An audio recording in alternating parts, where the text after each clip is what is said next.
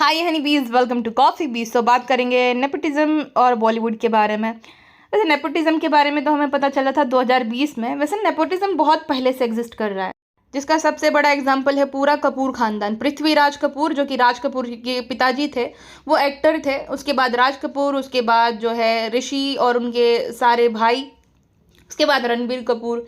ऋषि के भाई रणबीर कपूर जो है, उनकी दो बेटियां करिश्मा एंड करीना कपूर। तो ये जो है चला आ रहा है बहुत टाइम से, जब से बॉलीवुड की पहली मूवी ही पृथ्वीराज कपूर ने की थी ना। तो जब से बॉलीवुड एग्जिस्ट कर रहा है, तब से नेपोटिज्म भी उसके साथ साथ एग्जिस्ट कर रहा है। बट लोगों ने नोटिस नहीं किया, क्योंकि एटलीस्ट वो सारे डिसेंट एक्टर्स है। रणबीर कपूर तो सुपरस्टार है अभी इस टाइम पे। देखो, आप बोलोगे खान्स है, बट खान्स अपने 60s में है। रणबीर कपूर 40s में है, तो उसका कंपटीशन है विकी कौशल रणवीर सिंह के साथ। रणवीर सिंह के करियर का तो क्या ही हाल हुआ है, आपको पता ही है। विकी कौशल जो है बहुत ज़्यादा उसमें पोटेंशियल है। विकी कौशल की बात आई तो मैं ये बता दूं, विकी कौशल भी एक नेपो प्रोडक्ट ही है। उसके पिताजी श्याम कौशल जो है, वो एक्शन डायरेक्टर है, तो कहीं ना कहीं वो भी नेपोटिज्म का ही हिस्सा है। बट वो एक डिसेंट एक्टर है विकी कौशल का परफॉर्मेंस उरी में, अभी छावा मूवी जो रिलीज़ हुई है उसमें क्या परफॉर्म उन्होंने किया है, तो उनमें बहुत ज़्यादा पोटेंशियल है और वो आने वाले सालों में सुपरस्टार बनेंगे। उसमें कोई हैरानी वाली बात नहीं है, बिकॉज अब ना कंपटीशन देने वाला है कौन यहाँ पे? वही नेपोडीज वीर पहाड़िया ने तो दिमाग खराब कर दिया है कसम से। हर तीसरी रील मेरी फीड लिस्ट में वीर पहाड़िया जो है, वो उसके डांस मूव के सामने अक्षय कुमार फ्लॉप। अक्षय कुमार दिख ही नहीं रहा किसी को, इतना ज़्यादा चार्म है वीर पहाड़िया में। अगर आप देखोगे उसे ध्यान से तो ऐसा लगेगा कि करण सिंह ग्रोवर जो है, उसको एआई जनरेट किया है किसी ने। और उसकी जो 20s में जैसा दिखेगा ना करण सिंह ग्रोवर, वैसे बहुत ही ज़्यादा सुंदर दिखता था अपनी 20s में तो करण सिंह ग्रोवर। बट स्टिल ऐसा लग रहा है कि मीशो से मंगाया है और एआई जनरेट किया है। ना उससे डांस हो रहा है, ना उससे एक्टिंग हो रही है, ना उसका हीरो वाला लुक है। वीर, तो अपने आप को भाई एक बार आईने में देख ले क्या है। क्योंकि ना ये हर एक रील को देखता है जिसमें चाहे 1000 व्यूज़ हो, हर एक वीडियो को देखता है और वहाँ जाके कमेंट करता है, जैसे ट्रिगर्ड इंसान करता है ना, ताकि कोई और बनाए ना बाद में। तो सेम ये वीर कर रहा है। तो भाई, जितना तुम खर्चा पीआर टीम पे लगा रहे हो, उतना जो है बढ़िया सी एक्टिंग स्कूल में एडमिशन लेकर एक्टिंग सीख लो, डांस सीख लो और हीरो के भाई का रोल प्ले किया करो। अब आपको ये लगेगा कि वीर पहाड़िया आखिर है कौन, इतना ज़्यादा फेमस, इतना हाइप अप नहीं पीआर होता है वो। देखिए, हर एक पेज एक वायरस बिरयानी है, उसकी तो लगभग 10 से 20 पोस्ट है सिर्फ इसी के बारे में, इसकी तारीफों के बारे में। आपको क्या लगता है किसी न्यू कमर के बारे में कोई इतनी तारीफ करेगा? ये पीआर करवाया जाता है, पैसा दिया जाता है बाकायदा ये सब करने के लिए, और कमेंट सेक्शन को ऑफ कर दिया ताकि लोग अपना ओपिनियन दे ही ना सके। पागल है हम। एक है तुरंत तत्काल बॉलीवुड, उसका भी यही हाल है। एक है चंदा, पिपिंग चंदा, उसका भी यही हाल है, उसकी तो 70-80। तो ये क्या है? ये पीआर है, पैसे दो तमाशा देखो वैसे वाला। अब एक बात बताइए, आपके फीड लिस्ट में बार बार एक चीज़ आ रही है, एक वीडियो आ रही है जिसमें तारीफ पे तारीफ है कि ये तो नेक्स्ट लेवल का सुपरस्टार है, ये सुपरस्टार है।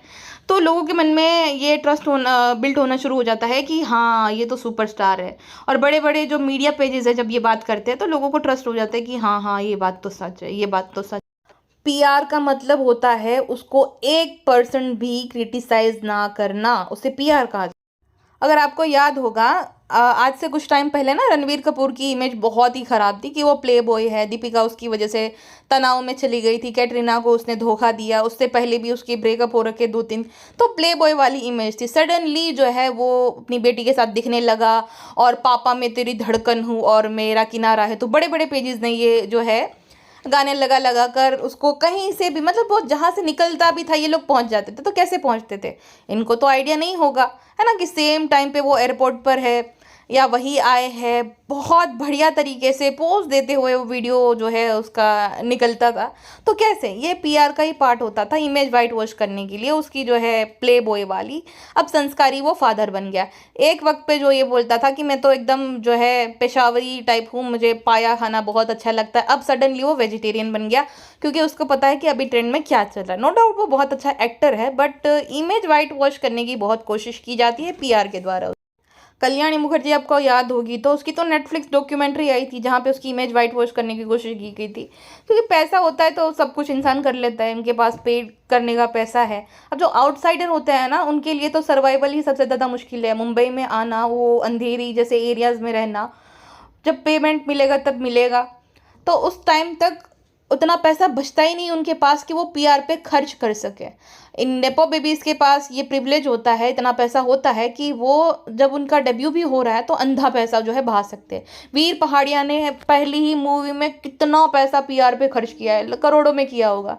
जितना बड़े बड़े पेजेस अगर दिन में 10 तुम्हारी पोस्ट अपलोड कर रहे हैं, यानी कि तुमने अंधा पैसा दिया है भाई। और वो खुद भी हंस रहा है कि बस कर जा भाई पीआर में। अब लोगों को भी समझ आएगी कि एक पीआर जो है स्ट्रेटेजी है।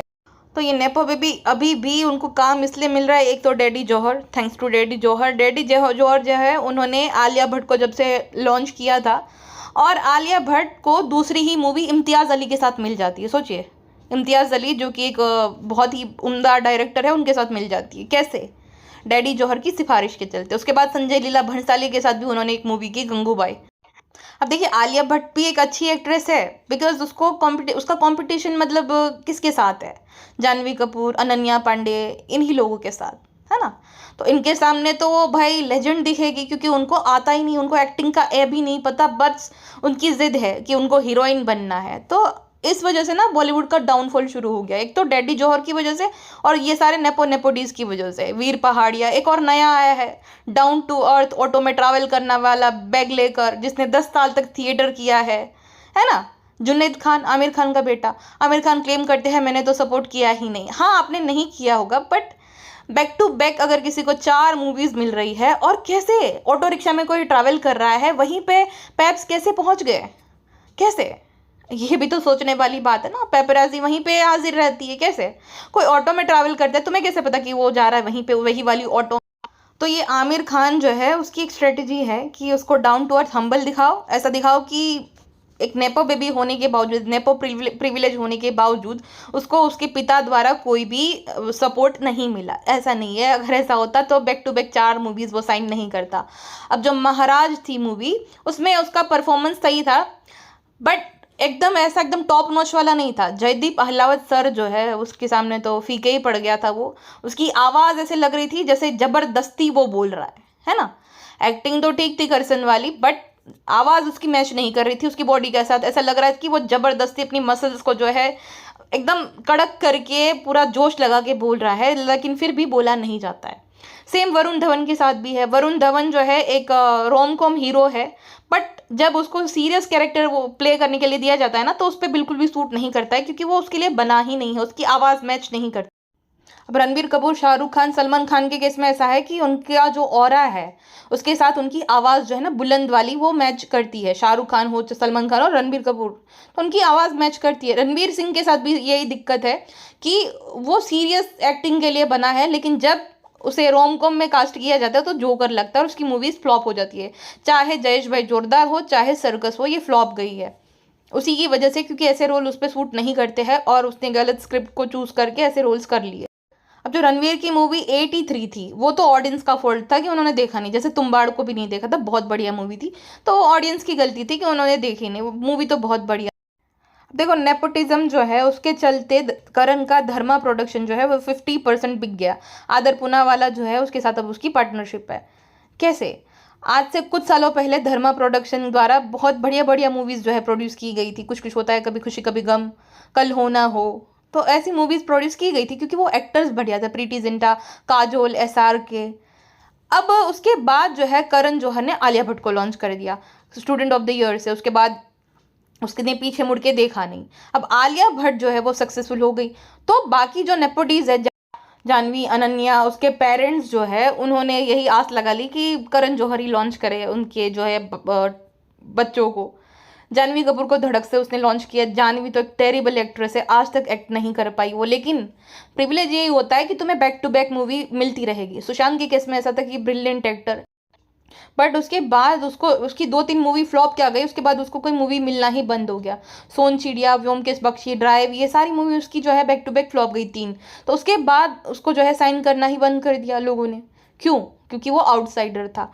अब किसी आउटसाइडर की अगर एक भी मूवी फ्लॉप जाती है ना तो उसको इंडस्ट्री से बैन टाइप कर दिया जाता है, उसके साथ कोई काम नहीं करना चाहता। राधिका मदन आपको याद होगी, उसकी 2-3 मूवी चली, उसके बाद अब क्या हुआ, तो उसको जो है फिर नहीं साइन किया जाता है।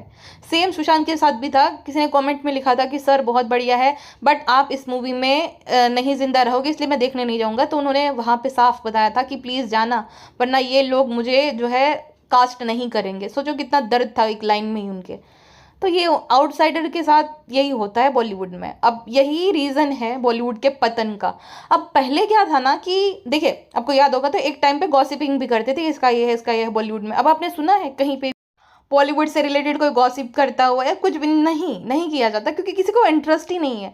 अब इंटरटेनमेंट के लिए मल्टीपल ऑप्शंस है, ओटीटी आ गया है और ज़्यादातर लोग जो है खुद अभी तो इन्फ्लुएंसर बनना चाहते हैं, इन्फ्लुएंसर्स को फॉलो करते हैं और खुद बनना चाहते हैं, मतलब अपना कुछ करना चाहते हैं। यूट्यूब है फ्री का प्लेटफॉर्म जहाँ पे ड्रामाज मिल जाएंगे, के ड्रामाज है, इतने सारे मल्टीपल ऑप्शंस है लोगों के पास इंटरटेन होने के लिए। तो ऐसी मूवी होगी जिसमें कुछ दम है वही थिएटर तक ऑडियंस को ले जाएगी, वरना 100 मूवी आई 100 मूवी गई किसी को पता भी नहीं चले। उई अम्मा डिजास्टर गई है राशा थदानी की और अजय देवगन के नेफ्यू की, किसी को पता भी चला? गाना हिट हो गया बट मूवी नहीं हो पाई, मूवी ऑडियंस वहां पे जाएगी नहीं, तुम चाहे कितना पीआर करवा लो। सबको समझ आता है राशा थदानी की तो भाई क्या एग्रेसिव पीआर थी, क्या एग्रेसिव पीआर थी। सडनली जो है एकदम रिलीजियस बन गए, आजकल ये नया वेपन है, रिलीजियस बन जाओ सडनली तुम, है ना, एक्टर या एक्ट्रेस, या तो तुम डाउन टू अर्थ बन जाओ जैसे जानवी कपूर की। ऐसा कुछ भी नहीं होता है, दूध से कुछ नहीं होता है, हमारे तो एंसेस्टर पहले से दूध पी रहे थे। सैफ अली खान कहता है एक वक्त के बाद नहीं भाई वो जो सूट करता है। तो सडनली ये जो है लोग इनको रिलेटेबल दिखना है, सडनली ये डाउन टू अर्थ बन गए, सडनली ये भक्ति के मार्ग में चले गए। देखिए जो भक्ति के मार्ग पे जा रहा है वो बुरी बात नहीं है, बट सिर्फ अपने पाखंड के लिए, अपने स्वार्थ के लिए, ये गलत बात। अब जो पहले के टाइम के नेपो बेबीज थे, ट्विंकल खन्ना, उदय चोपड़ा, फिर ईशा देवल, ये लोगों ने एक वक्त के बाद ना गिव अप कर दिया कि नहीं हो पा रहा है भाई, नहीं एक्टिंग हो पा रही है और ना ही ऑडियंस इनको एक्सेप्ट कर पा रही है, तो उन्होंने एक्टिंग करना छोड़ ही दिया। अब उदय चोपड़ा है वो तो नंबर 1 प्रोडक्शन हाउस जो है YRF फिल्म जो है, जो कि धर्मा से भी बड़ा है। आपको लगता होगा नहीं, वो एकदम साइलेंट मैन है आदि चोपड़ा, धर्मा प्रोडक्शन से भी ज़्यादा वो पावरफुल प्रोडक्शन हाउस है और आदि चोपड़ा भी करण जौहर से काफ़ी ज़्यादा पावरफुल पर्सन है। आपको कभी भी दिखेंगे नहीं ये जो करण की तरह, नहीं, तो वो भाई भतीजावत नहीं करते। अब रानी मुखर्जी जो है वो वाइफ है आदि चोपड़ा की, बट वो उनकी वाइफ होने से पहले एक ब्रिलियंट एक्ट्रेस भी, उन्होंने अपने दम पर 2 या 3 मूवीज जो है वो हिट करवाई है, तो सुपर हिट करवाई है, मर्दानी, मर्दानी 2। तो रानी मुखर्जी में तो वो पोटेंशियल है बट उदय चोपड़ा में वो नहीं है, और वो प्रोडक्शन को भी पता है, वो उसके भाई को भी पता है, उदय को खुद को पता है, इसलिए वो हट गया। फिर थोड़े टाइम तक उसने काम किया, उसके बाद वो हट गया कि अब मेरे बस का नहीं है, ऑडियंस को मैं पसंद नहीं आ रहा हूँ। अब जो आने वाले जो जनरेशन के नेपो बेबीज है, ये जानवी तो पीछे हटने का नाम ही नहीं ले रही। भाई नहीं है तुम्हारे में पोटेंशियल, नहीं आती तुम्हें एक्टिंग। सेम है सारा अली खान के साथ, कब से एक्टिंग कर रही है लेकिन नहीं हो पा रही है एक्टिंग। आपको याद भी है उसका कोई मेमोरेबल जो उसने कैरेक्टर प्ले किया हो? अभी ये जो मूवी है स्काई फोर्स, नो डाउट बहुत बढ़िया मूवी है और ऐसे कॉन्सेप्ट पे मूवी बननी चाहिए, बट सारा अली खान, वीर पहाड़िया, दोनों को ही एक्टिंग नहीं आ रही। अक्षय सर क्या आप कर रहे हो? पर अक्षय सर तो बहुत बढ़िया एक्टर है, बट ये दोनों देखो भाई कैसे वो घूम रहा है, लंगड़ी खेल रहा है उसके आसपास और वो ऐसे नाच रही है। अरे भाई ऐसा लग रहा है कि पिल्लो अभी गिर जाएगा, वो बच्चा लग रहा है किसी भी एंगल से, कोई किसी एंगल से वो प्रेग्नेंट लेडी लग रही है, ऐसा लग रहा है पिल्लो है अभी अभी सरक जाएगा। तो इन लोगों को जबरदस्ती जो है वो जैसे उस जमाने में हुआ करता था ना, सुपरस्टार का दर्जा चाहिए, एक्टर हीरो हीरोइन है, भाई नहीं लग रहे हो तुम किसी भी एंगल से, नहीं आती एक्टिंग, एक्सेप्ट करो और मूव ऑन, कुछ अच्छा बिजनेस कर लो, अपने पैसे सही जगह पे। अनन्या पांडे को भी कोई एक्टिंग नहीं आती। अब तो राशा जी भी आ गए, राशा जी तो सुपरस्टार है, घोषित कर दिया गया पीआर के द्वारा कि नेक्स्ट जनरेशन की सुपरस्टार है राशा जी। राशा को भी गई उई अम्मा, कोई भी एक 20 साल की लड़की को ऐसे ऑब्जेक्टिफाई कराएगा मर्दों के बीच में? तो वही है डेस्परेशन की हमारी बेटी को सुपरस्टार बनाए, हमारी जो है भाई एक लेगेसी है उसको वो कंटिन्यू करे, ऐसा हर किसी के मन में चलता है। अब जो SRK की बेटी है उसको भी एक्टिंग नहीं आती, SR को भी पता है, इसलिए वो ज़्यादा एफर्ट नहीं डाल रहे हैं। तो वो वाला सीन है कि भाई अगर माँ बाप एक्टर रह चुके हैं, सुपरस्टार रह चुके अपने ज़माने में, उसका मतलब ये कतई नहीं होता कि उनके बेटे को भी वो विरासत में एक्टिंग मिलेगी। ये कोई जायदाद नहीं, एक्टिंग जो है सीखनी पड़ती है, ना कि विरासत में मिलती है। अब सचिन तेंदुलकर और उनके बेटे अर्जुन तेंदुलकर में कितना ज़मीन आसमान का अंतर है। अभिषेक बच्चन अमिताभ बच्चन में कितना ज़मीन आसमान का अंतर है। अभिषेक तो फिर भी मैं कहूँगी कि अंडररेटेड एक्टर है। उसको इस वजह से इतना हेट मिला क्योंकि उनकी वाइफ भी टैलेंटेड एक्ट्रेस और सुपरस्टार है, पिताजी भी थे, वरना अभिषेक उतना बुरा एक्टर नहीं है। अब इस मामले में एक केस उल्टा पड़ गया। एक्टर का बेटा सुपरस्टार बन गया, राकेश रोशन का बेटा ऋतिक रोशन, वो भी नेपोटिज्म के चलते ही बने हैं actor, but acting, dance, look wise 100 out of 100 Rakesh Roshan से भी ज़्यादा उनका नाम बना है ऋतिक रोशन का। तो वहाँ पे उल्टा हुआ है कि बाप स्टार था और बेटा सुपरस्टार बन गया। देखो, नेपोटिज्म खराब चीज़ नहीं है। अगर हमें एक्टर मिले ऋतिक रोशन, रणबीर कपूर, करीना कपूर जैसे, नेपोटिज्म तब खराब है जब ऐसे लोगों को थोपा जाए।